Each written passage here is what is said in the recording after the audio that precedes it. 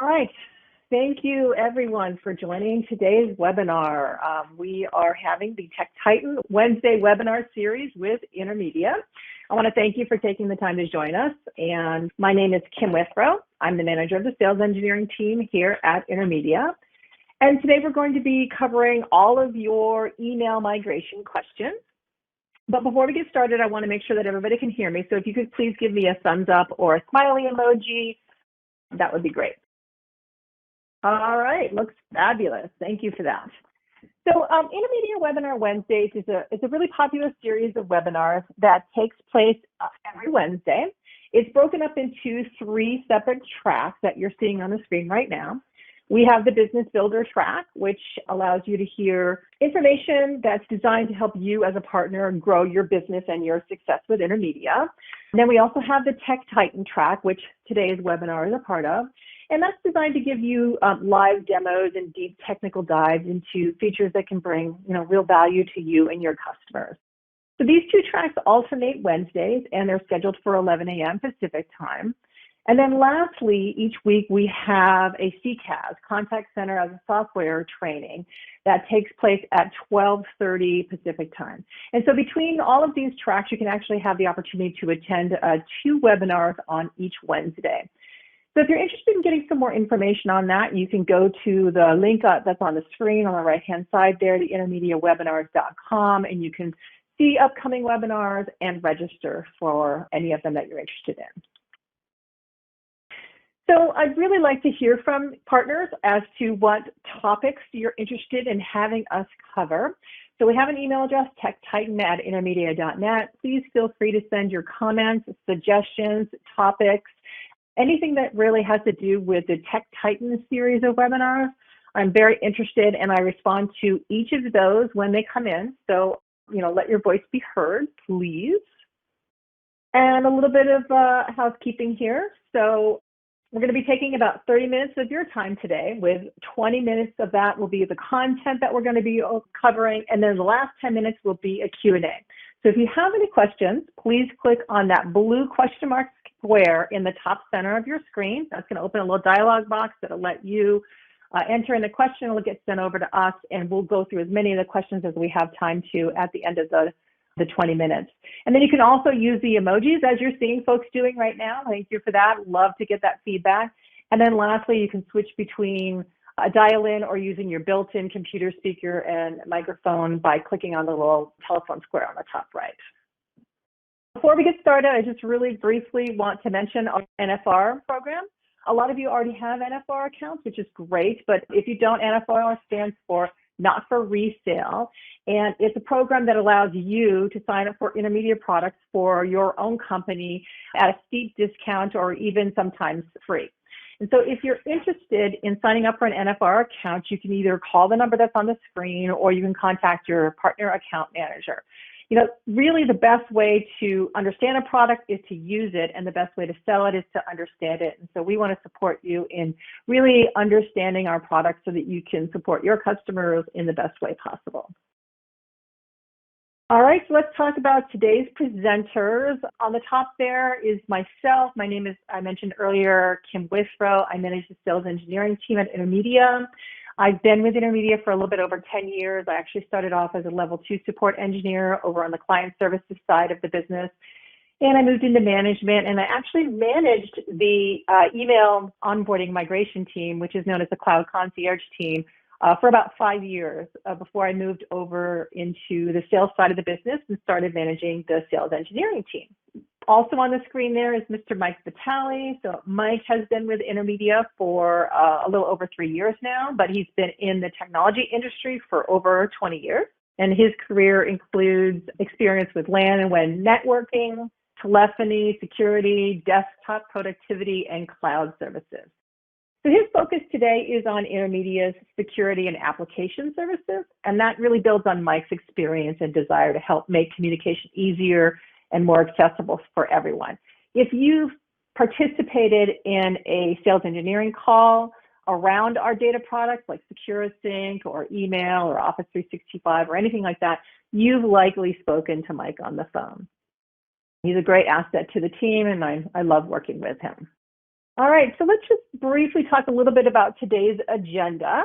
I'm going to kick it off by talking about migrating to Intermedia's hosted exchange from another exchange platform. So whether that's another exchange provider or an in-house exchange server, it's really the same thing. So I'm going to be talking about that process with you. After that, Mike is going to review migrating to Office 365 with Intermedia. So we have some really great tools that we use to make that as painless as possible, and Mike's going to be reviewing that. After that, I'm going to talk briefly about the difference between migrating from another exchange provider and migrating from an IMAP/POP provider, because there are some differences in terms of what information, what data we can pull from the source server. Then I'm also going to talk a little bit about how long a migration will typically take and some of the challenges around coming up with a timeline on copying data across the internet. Mike is going to cover ingesting email into our archive solution. That's a big question that we get a lot from customers, and he's going to talk a little bit about that. And then we're going to provide you with some additional resources, some links to some KBs and things so that you can have some resources that you can provide to your customers, or you can, plagiarize them and create your own KBs, whatever you're interested in doing. Okay, great. So I'm going to go ahead and get started. Okay, so you might be familiar with this process. Perhaps you've worked with our Cloud Concierge team in the past. And actually, that's a good question that I wanted to start with. So if you have worked with the Intermedia Cloud Concierge team, otherwise known as the Onboarding Team, in the past, if you could give me a thumbs up, and if you haven't worked with them in the past, if you could give me a thumbs down. I'm just curious if folks are familiar with the team or not. Okay, couple thumbs down, okay, but mostly thumbs up. All right, excellent. That's good to know. Thank you very much. I want to start off by introducing you to the Intermedia Cloud Concierge team, which we call internally and sort of anecdotally the onboarding team. So this is an entire team of individuals who do nothing but help you migrate your customers to Intermedia, whether it's our hosted exchange solution or Office 365, they can help you with it. They work full-time all day, every day doing migrations, and so they're very, very experienced in the process. Additionally, we have a really well-vetted process that has been used literally thousands of times to migrate customers over to Intermedia. And the big things that we are concerned with whenever we migrate a customer to Intermedia is really two things. The first is that we want to make sure that there's not any downtime. So what does downtime mean? Let's define downtime. Downtime means that there's no time when your email is not flowing, and there's no time when people can't send and receive new email, whether it's on their current source server or whether it's on the Intermedia server. So there's always going to be mail flow that's happening, and this process is designed to make sure that that happens. And then the second big thing that we make sure is that we make sure there's no lost email. Any kind of lost email or data that's missing is not going to happen with the tools that we use, because we understand that that information is critical to your customers' business needs. And so this process that we use works out extremely well. So on the screen here, you'll see the three-phase migration process. The first phase of the migration is where we set up your Intermedia account to be ready to become your production email server. So it's not yet. There's been no changes to email flow yet. All we're doing is we're sort of staging the Intermedia environment to be ready. And how we do this when we're coming from another exchange server is that you will provide us some information about how to connect to your server, like the name of the server, the proxy server, et cetera, et cetera.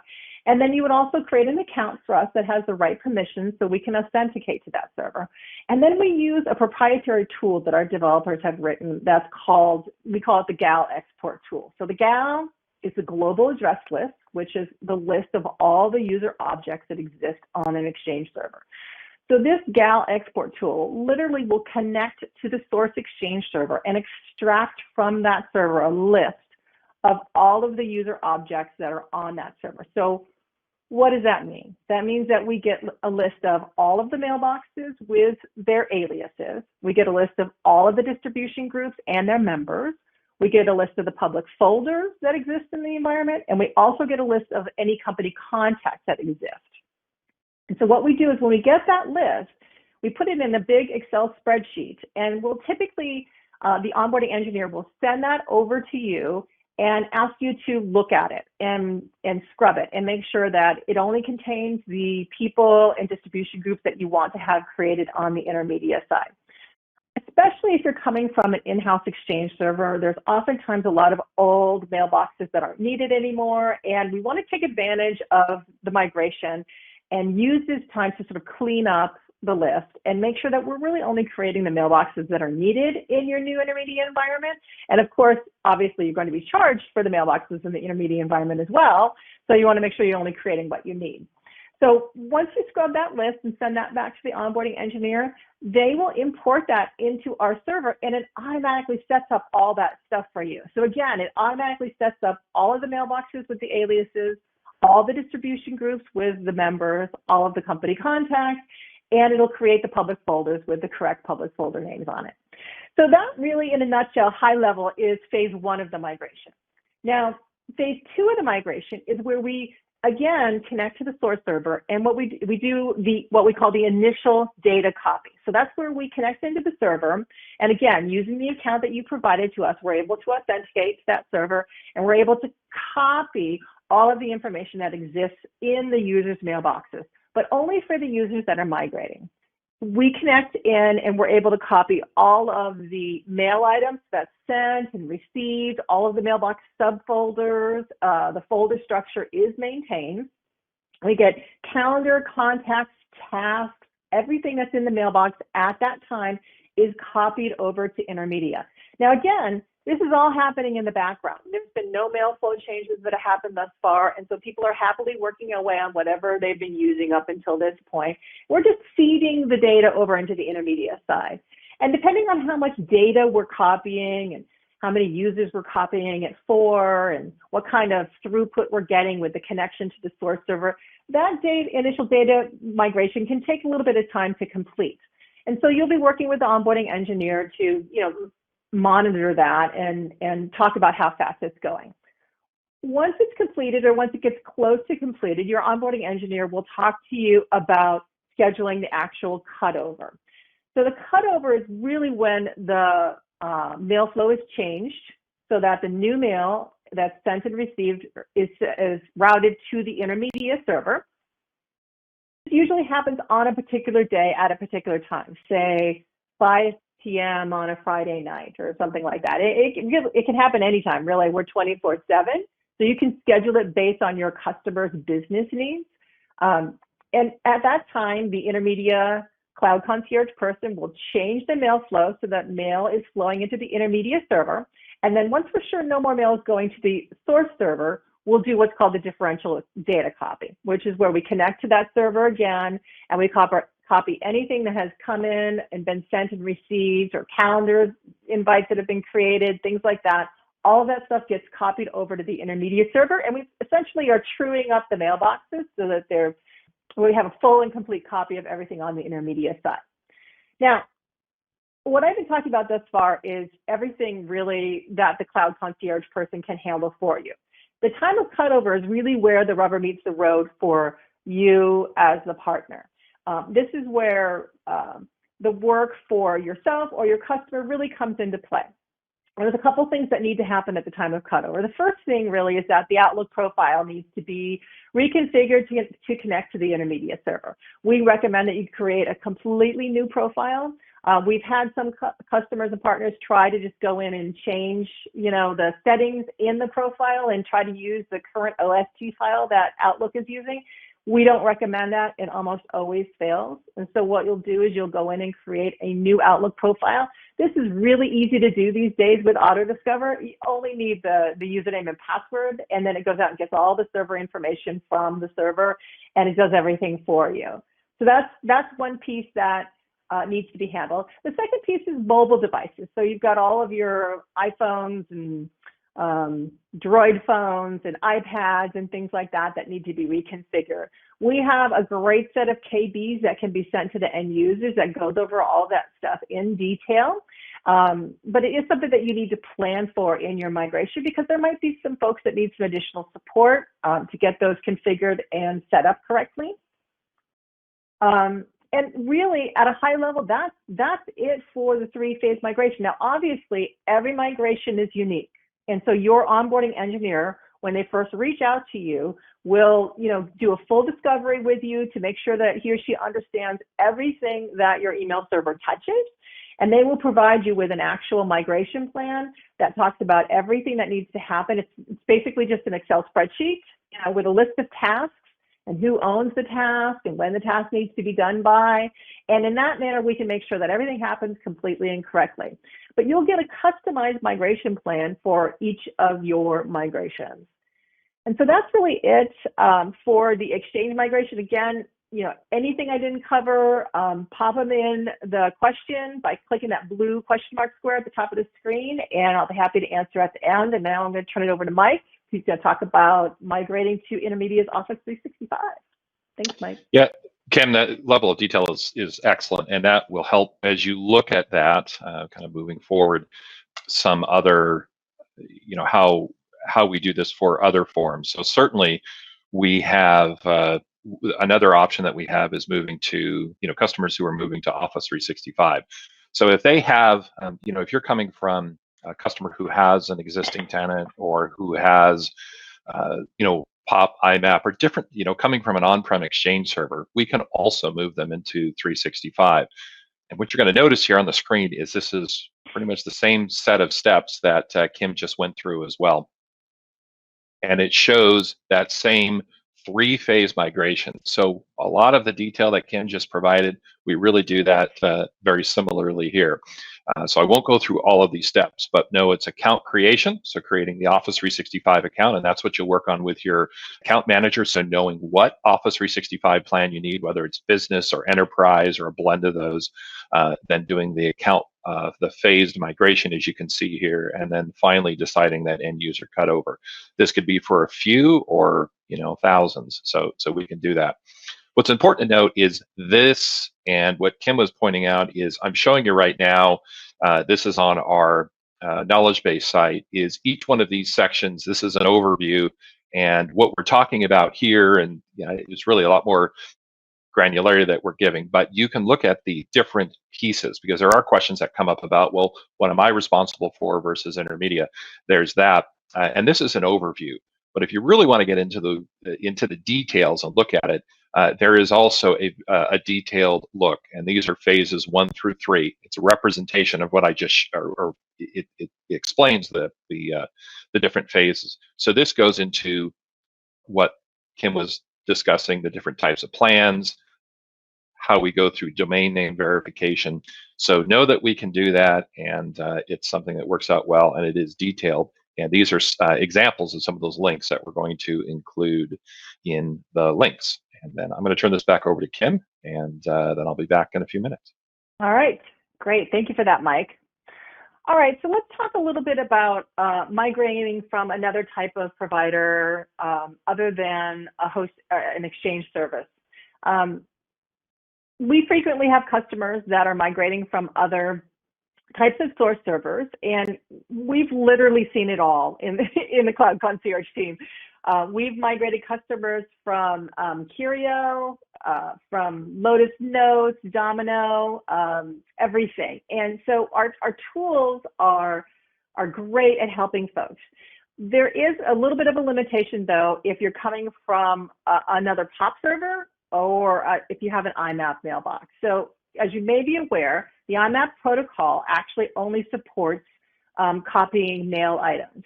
So sometimes from the source server, if it's an IMAP mailbox or a POP mailbox, we have to connect via the IMAP protocol. And we use, again, a proprietary tool that Intermedia developed, and we connect to the source server, again, using credentials that you provided to us. And we're able to copy the mail items from the mailbox. But unfortunately, because of the limitation of the IMAP protocol, we're only able to copy the mail items. We're not able to get calendar, contacts, and tasks and things like that. So depending on where those items exist, you would work with your Cloud Concierge engineer to come up with a plan to get that additional data into the user's Intermedia mailbox. So for instance, if they're using Outlook as a client and they're connecting to a POP IMAP mailbox, and they have calendar and contacts and things like that, then the data can easily be exported into a PST file, which can then be imported into the Intermedia mailbox just via Outlook. You know, you literally just go File, Open, and you browse to where the archive PST file is, and you click Import, and it copies it into the Intermedia mailbox from the Outlook client. So that's one of the ways you can do it. But again, your Cloud Concierge onboarding engineer is going to be the person who's really going to work with you to come up with a plan for handling any of that data that we are not able to copy via our tools. Another big question that I get a lot of the time is, you know, how long is the migration going to take? And I have the definitive answer for you. The answer is, it depends. Okay. So I would say, you know, how long the migration is going to take is the number one question that I got when I was managing the onboarding team. And my answer is always, it depends, because there are so many variables that can affect how long a migration takes. The first thing that gates how quickly a migration can happen is how many resources that you as a partner or your customer have to work on the migration task. So remember when I was going over the migration, I was talking about how at the time of cutover, you need to be able to reconfigure the Outlook profile, and you have to reconfigure your mobile devices. Well, sometimes people don't have resources to handle that at the present moment, and they need to schedule that out in the future because they have some other project that they're working on right now. So the number one gating factor is you as a partner or your customer's ability to handle your pieces of work that needs to happen, okay? So we're 24/7, 365 days a year. We can get stuff done really quickly. If you get us the information we need to connect to your source server, and you get us the account with the right permissions to connect, we can start moving things really, really quickly. Now, the other factor, and I briefly alluded to this earlier, that affects how quickly a migration can happen, is how much data are we copying from the source server?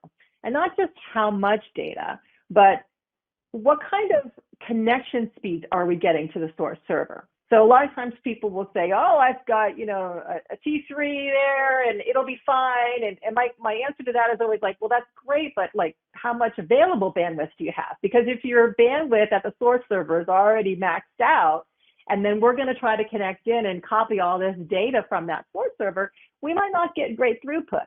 You know, additionally, you know, the amount of throughput we get can vary, right? You know, our tools run 24/7. We might get great throughput overnight, and then when people come into the office, it might slow down and become half or a quarter of what it was. So it's very, very problematic to try to figure out how much time it's going to take to copy the data. And really the only way we know that is to actually do a benchmark test. To do a benchmark test for a full 24 hours and see what kind of data copy rate we get. And even that isn't a perfect test, because we could run that test on a Monday, and maybe Monday's your busiest day, and we'll get double that on Friday, right? So there's just a lot of variables there. Another thing that can really affect how quickly we're able to migrate is what is the health of the source server. If you're migrating from like an in-house Exchange server that's dying, it's on its last legs, its resources are maxed out, it's using all of its memory and things like that, then it's not going to be able to respond to the request that we're making via our tool to get this data copied over, right? And so that could slow down the migration as well. So what we typically like to do is we typically like to get started on the data copy, see what kind of throughput we're getting, and then kind of make a guesstimate as to how long we think it's going to take and come up with a tentative cutover date. But we wait to make that cutover date solid until we're sort of more close to the end of the data migration and we're certain that that initial data copy is going to get completed. Okay. I want to address a couple of the questions that have come in because we've got some great questions. So one of the questions was, you know, can we get a copy of the presentation so I don't have to take lots of notes? So yes, you are going to get a follow-up email that's going to have a link to all of the KB articles that I put into the chat, but additionally, it will have a link to the recording of this webinar. So you'll be able to listen to the webinar again. It'll be available for your reference. It'll be on the website. Another great question from Dina was, what is the cost associated with this assistance or migration? That's a great question. So I love this about Intermedia. It's free. There is no cost to you to use the Cloud Concierge team. This is just one of the ways that we try to be very, very partner focused and help you make it easy to move your customer's email over to Intermedia. So there's no charge for it. You get to work with a dedicated primary Cloud Concierge engineer who will assist you with the entire process. And so you can either not charge your customer for it, or I've even had some partners that have charged their customers for it, and you get to pocket all that money. It's really your choice. So that's a great thing about that. Let's see here. Mike, do you want to go ahead and talk about your piece while I continue viewing these questions? And then we're kind of already at time, so we'll try to be quick. Yeah, and I'm glad everyone has joined. So I'm going to go ahead and do this. The one piece that I do want to mention, if it isn't clear, is we do offer email archiving. And with email archiving, very common for our customers, those of you who are using it today, thank you, and that's great.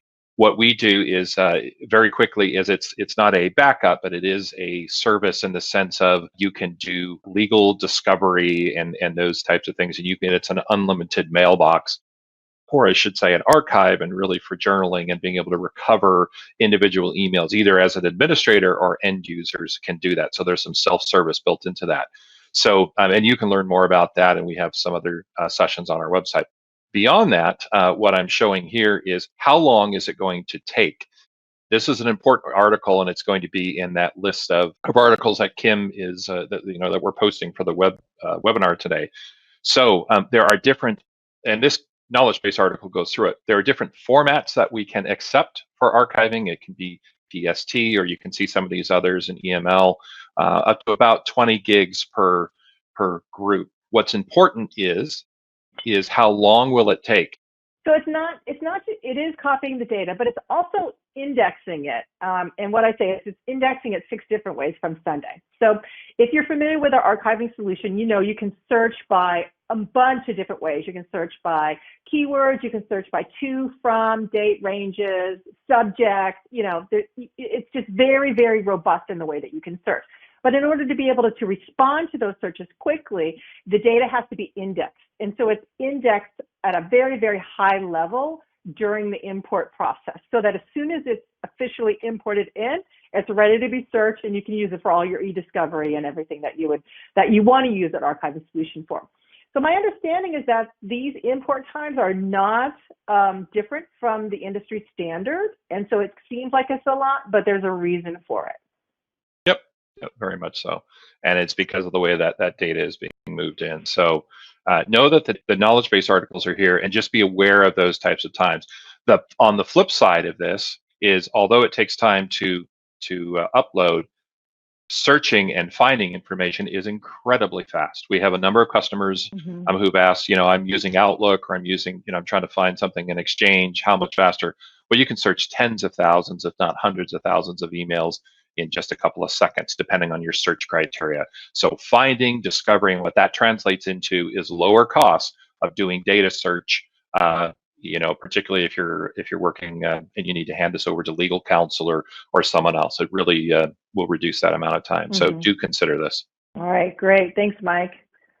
All right, so we're at the end of our content, but we do have some more questions that we'll go ahead and address. So the first one is from Dina again. She says, what about internal migrations from hosted Exchange to Office 365? Great question. Mike, do you want to take that one? Yeah, I certainly will. We certainly can do that. And I'm going to show that again. The migration steps that I was showing earlier, we have a knowledge base article, and this is what it looks like. So if we're onboarding from hosted Exchange, which is Intermedia's hosted Exchange as it relates to, yes, it's that same 3-phase migration. This overview goes through, again, it's very similar to what Kim described at the beginning, but yes, we can do that. The point is, you would know what your Office 365 plan is that you need, and then we go through the migration time with, again, zero downtime is what we're looking for, as eventually we go to the cutover. But yes, we can certainly do that and support it.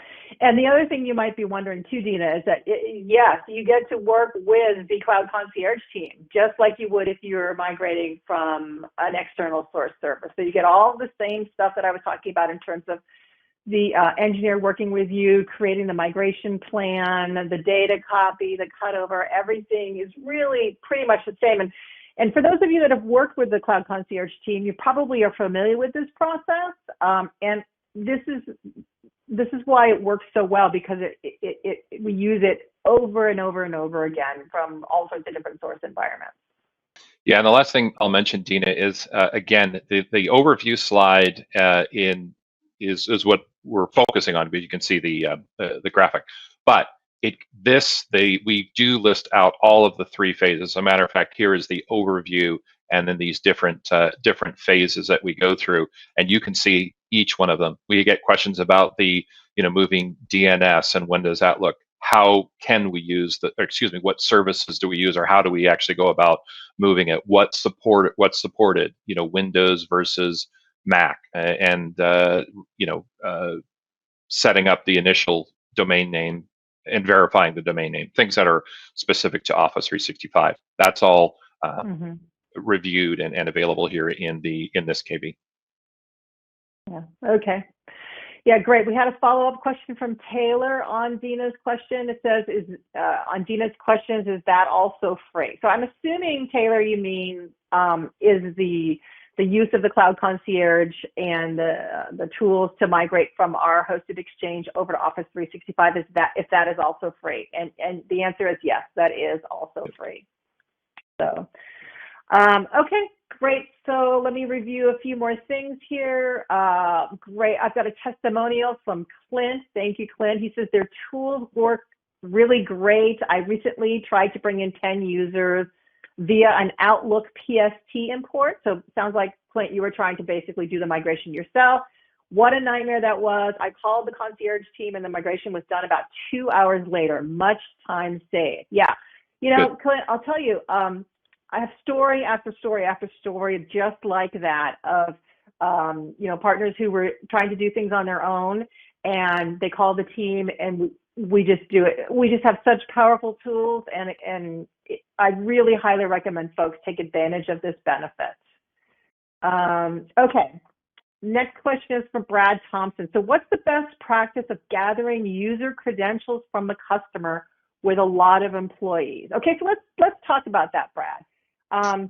If you're coming from an external Exchange server, like an in-house Exchange server, or even from another hosting provider, we typically don't recommend that you get each individual person's username and passwords. Other than the fact that it's a huge security risk, we don't really need it. What we do is we have you create a single account that has like what I call the grand poobah permissions, right? It gives you send, receive, send as. It basically gives you the permissions to all of the mailboxes that are being migrated. So you would only provide us with one username and one password that has the correct permissions to all of the mailboxes so that we can authenticate to each mailbox and copy that data over. So that's the way we recommend going about it. Now, if you are migrating from a POP or an IMAP account, then they don't have the capability of creating this type of, sort of super user account that has those types of permissions. And under those circumstances, if you want us to be able to connect to each individual mailbox and copy the mail items over, as we discussed, you would have to provide us with individual usernames and passwords. If that is a security concern for you, and really, frankly, it should be, then we usually recommend that you change everyone's password to something that you provide to us, and then after we copy the data and the migration's over, you change the password to something else. And it is a bit of a pain point because that's a lot of password changes for people, and you'll have to handle the inevitable increase into your help desk, the calls with people that forgot their passwords or fat finger it or whatever. But there's really no way to copy that data without each individual user's password. And so again, your onboarding engineer will be able to talk through a lot of these things with you and be able to kind of help you figure out what the best route for you is. But again, for an Exchange server, we'll just have that one account that has the right permission. Okay, we have another testimonial here from RP. So I did a full on-prem to Intermedia hosted product using your migration services, and it was the smoothest migration we have seen yet. Customer did not know we had done it, and there was no callback. Had to tell. RP, I love that. Thank you so much for sharing that. Love that kind of stuff. And, you know, again, I just had story after story after story of that type of thing over there. All right, so we still have a number of questions. I know some of you might need to go, but I'm going to go ahead and hang on the line and make sure we finish these up. Mm-hmm. All right, so let's see here. The Concierge team has done a great job. I highly recommend other partners to utilize this service. That's from Andy. Thank you, Andy. Love it. So what are the terms if you do migrate the user to Office 365 or hosted Exchange? What I mean is, do you have to stay on that platform or licensed for a certain amount of time? And that question is from Taylor, and that's a great question, Taylor. So if you're migrating to our hosted Exchange, there is no term. So it is a month-to-month agreement. At Intermedia, our philosophy is that we need to earn your business over and over again every month. And so there's no term limits. So you're not contracted to stay with us for Intermedia's hosted Exchange for a certain period of time. Now, if you are moving an account from our hosted Exchange over to the Intermedia Office 365 platform, then there is a one-year commitment that you will make. And the reason for that is because, you know, we want to make sure that, well, we've had some customers in the past who've taken advantage of the free migration service over to Office 365, and then they go away and they have somebody else become their partner of record. And so we want to make sure that we maintain the account long enough to, you know, offset the cost of handling that migration for free for you. So there is a one-year term if you move from our hosted Exchange to Intermedia Office 365. And then, Mike, is there any kind of term, like if they're just coming in from an external source over to Intermedia Office 365? I don't believe there's a term for that, is there? No, not that I'm aware of, although you'll want to talk with with the partner account manager about that, because they're a little closer to that. What I will say, and if it isn't clear with those online, is you may take an existing Office 365 tenant that is with another, you know, partner or Microsoft directly and connect that tenant to Intermedia. Just to be clear, we're not taking over the contract. So if there's a contract, either if it's a Microsoft volume license agreement, if you're familiar with those, or another contract. So we're not, if there's contract time remaining, we're not taking that portion over. But what you would do is we can take the tenant, connect to it. The licenses would be purchased through Intermedia, and then you know, and move ahead. And they might be the same licenses. It could be, you know, the business licenses or Enterprise E3, whatever it may be. We can connect to those. So, but I would check with your partner account manager specifically, find out if there are any other terms. Yeah, that's really good advice. You know, in all things, check with your partner account manager. Yeah.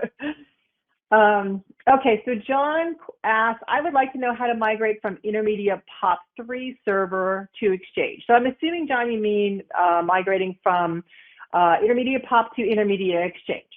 So this is really actually very similar to migrating from any other kind of a POP provider. So what we can do is we can use our tools that can connect into the POP mailbox and copy any mail items that are in the mailbox. So that's your sent, received, things like that.